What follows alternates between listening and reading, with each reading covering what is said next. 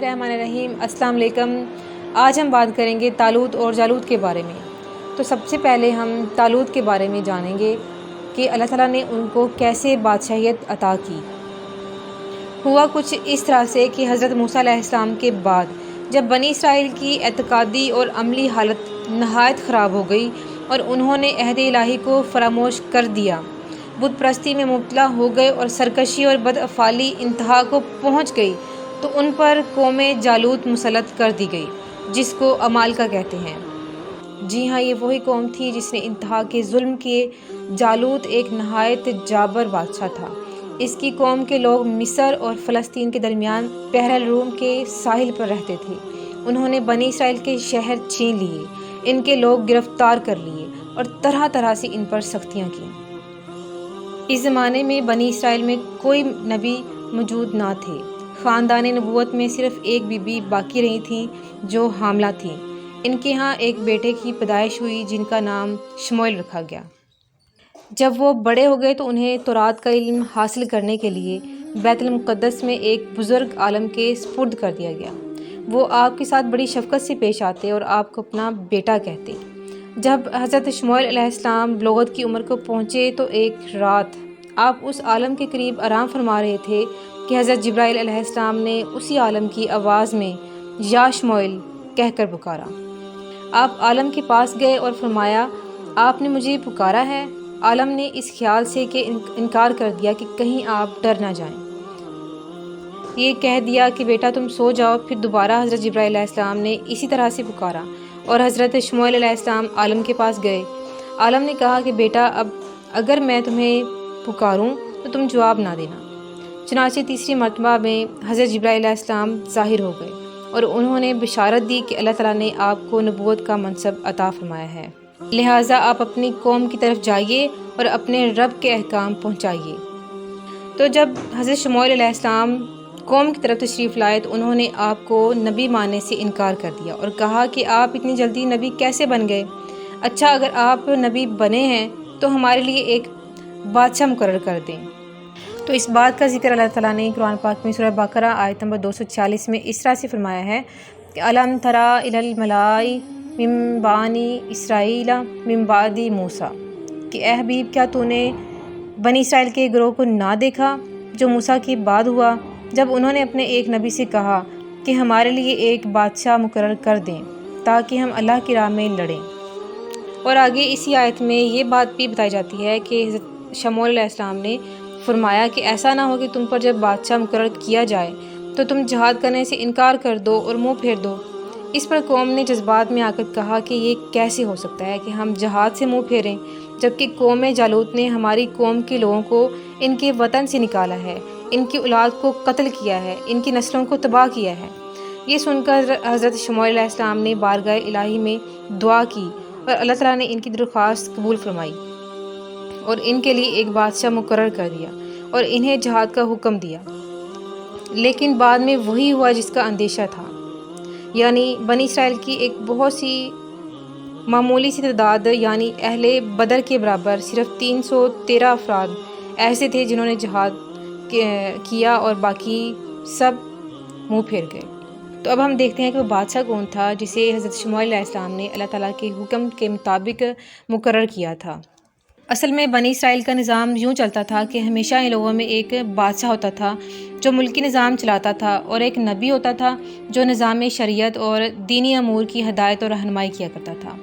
और यूँ दस्तूर चला आ रहा था कि बादशाही यहूदा बिन याकूब अलैहिस्सलाम के ख़ानदान में रहती थी और नबूवत लावी बिन याकूब अलैहिस्सलाम के ख़ानदान का तुरा इम्तियाज़ था। हज़रत शमूएल अलैहिस्सलाम जब नबूवत से सरफराज किए गए तो इनके ज़माने में कोई बादशाह नहीं था। तो बनी इसराइल ने आपसे दरख्वास्त की कि आप किसी को हमारा बादशाह बना दीजिए। तो आपने हुक्म खुदाबंदी के मुताबिक तालूत को बादशाह बना दिया, जो बनी इसराइल में सबसे ज़्यादा ताकतवर और सबसे बड़ा आलम था, लेकिन बहुत ही गरीब और मुफलिस था। चमड़ा पकाया करता था और बकरियों को चरा कर ज़िंदगी बसर करता था।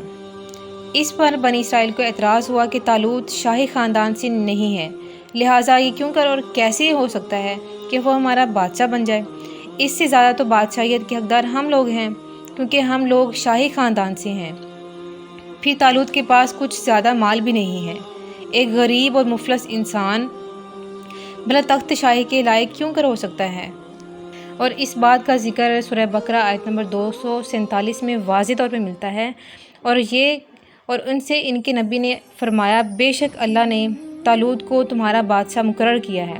اور وہ کہنے لگے، اسے ہمارے اوپر کہاں سے بادشاہی حاصل ہو گئی، حالانکہ ہم اس سے زیادہ سلطنت کے مستحق ہیں، اور اسے مال میں بھی وسعت نہیں دی گئی۔ اس نبی نے فرمایا، اسے اللہ نے تم پر چن لیا ہے، اور اسے علم اور جسم میں کشادگی زیادہ دی ہے، اور اللہ جس کو چاہے اپنا ملک دے، اور اللہ وسعت والا علم والا ہے۔ سبحان اللہ۔ جی ہاں، بالکل اس بات میں کوئی شک نہیں ہے کہ اللہ تعالیٰ جسے چاہے عزت دے اور جسے چاہے اپنی قدرت سے نواز دے۔ چنانچہ حضرت شموئیل علیہ السلام کو اللہ تعالیٰ کی طرف سے ایک عصا ملا تھا، اور بتایا گیا تھا کہ جو شخص تمہاری قوم کا بادشاہ ہوگا اس کا قد اس عصا کے برابر ہوگا۔ چنانچہ لوگوں کی پیمائش کرنے پر طالوت کا قد اس عصا کے برابر نکلا۔ تو حضرت شموئیل علیہ السلام نے فرمایا، میں تمہیں حکم الہی سے بنی اسرائیل کا بادشاہ مقرر کرتا ہوں، اور بنی اسرائیل سے فرمایا کہ اللہ تعالیٰ نے طالوت کو تمہارا بادشاہ بنا کر بھیجا ہے۔ تو اس پر بنی اسرائیل کے سرداروں نے کہا کہ نبوت تو لاوی بن یعقوب علیہ السلام کی اولاد سے چلی آ رہی ہے، اور سلطنت یہود بن یعقوب علیہ السلام کی اولاد میں سے، جبکہ طالوت ان دونوں خاندانوں میں سے نہیں ہے، نیز یہ غریب آدمی ہے، کوئی مالدار آدمی بھی نہیں ہے، تو یہ بادشاہ کیسے ہو سکتا ہے؟ اس سے زیادہ تو بادشاہیت کے حقدار ہم ہیں۔ اس معاملے میں یہ بنی اسرائیل کی پہلی نافرمانی تھی کہ اللہ تعالیٰ کے حکم کے مقابلے میں اپنا قیاس کیا اور بلا وجہ کی بحث کی۔ پھر انہیں بتایا گیا کہ سلطنت کوئی وراثت نہیں ہوتی کہ کسی نسل اور خاندان کے ساتھ خاص ہو جائے، اس کا دار و مدار صرف فضل الہی پر ہے۔ طالوت کو تم پر اللہ تعالیٰ نے بادشاہ مقرر کیا ہے، کیونکہ وہ علم اور قوت میں تم سے بڑھ کر ہے، چونکہ علم اور قوت سلطنت کے لیے بڑے معاون ہوتے ہیں، اور طالوت اس زمانے میں تمام بنی اسرائیل سے زیادہ علم رکھتا تھا، اسی لیے وہی بادشاہیت کا زیادہ مستحق ہے۔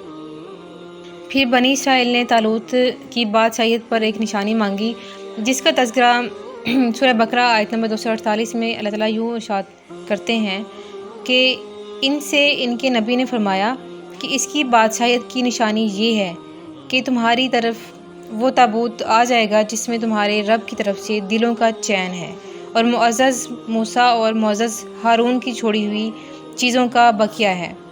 فرشتے اسے اٹھائے ہوئے ہوں گے، بے شک اس میں تمہارے لیے بڑی نشانی ہے اگر تم ایمان لانے والے ہو۔ اور پھر ایسا ہوا کہ تھوڑی دیر کے بعد جب 4 فرشتے صندوق لے کر آ گئے اور صندوق کو حضرت شموئیل علیہ السلام کے پاس رکھ دیا گیا، یہ دیکھ کر تمام بنی اسرائیل نے طالوت کی بادشاہیت کو تسلیم کر لیا، اور آپ نے بادشاہ بن کر نہ صرف انتظام ملکی سنبھالا بلکہ بنی اسرائیل کی فوج کو مضبوط بنایا، اور اپنی فوج کو پھر قوم عمالقہ یعنی کہ جالوت کی قوم کے کفار کی قوم کے خلاف جہاد کے لیے تیار کیا۔ تو جی ہاں ناظرین، یہ ایک بہت ہی دلچسپ واقعہ تھا جس میں ہمیں بہت سارے درس ملتے ہیں کہ کیسے اللہ تعالیٰ کی فضل کی انتہا نہیں ہے، اس کی نوازش کی کوئی حد نہیں ہے۔ وہ چاہے تو چھوٹے سے چھوٹے آدمی کو منٹوں بلکہ سیکنڈز میں بڑے سے بڑا آدمی بنا دے۔ دیکھیں جیسے حضرت طالوت ایک بہت ہی کم درجے کے آدمی تھے، مفلس اور غریب تھے، یا تو وہ چمڑے کو دباغت دے کر اپنی روزی حاصل کرتے تھے یا پھر بکریاں چرا کر اس کی اجرت سے زندگی بسر کرتے تھے، مگر لمحہ بھر میں اللہ تعالیٰ نے انہیں صاحب تخت و تاج بنا کر بادشاہ بنا دیا۔ اور اس سے ہمیں ایک اور بھی پتہ چلا کہ جسمانی توانائی اور علم کی وسعت بادشاہیت کے لیے مالداری سے زیادہ ضروری ہے، کیونکہ بغیر جسمانی طاقت کے اور علم کے نظام ملکی کو چلانا بہت مشکل ہے بلکہ ناممکن ہے۔ اس سے ظاہر ہوتا ہے کہ علم کا درجہ جو ہے وہ مال سے بہت بلند تر ہے۔ کسی نے کیا خوب کہا ہے، اندھیروں سے اجالے نکالتا ہے تو، پستیوں سے بلندی کو نکالتا ہے تو ہی مال کے ملک جسے چاہے عطا کرے، بگڑے ہوں کی تقدیریں سنوارتا ہے تو۔ عجب ہے داستاں تیرے شہسواروں کی یا رب، کہیں بولی سکھاتا ہے پتھروں سے، کہیں سجدہ کرواتا ہے تو۔ اللہ سے دعا ہے کہ اللہ تعالیٰ ہمیں علم و فراست عطا فرمائے اور ہمیں باعمل بنائے، اور ہمیشہ ہمیں اپنی رحمت سے نوازے۔ آمین۔ بہت شکریہ۔ اللہ حافظ.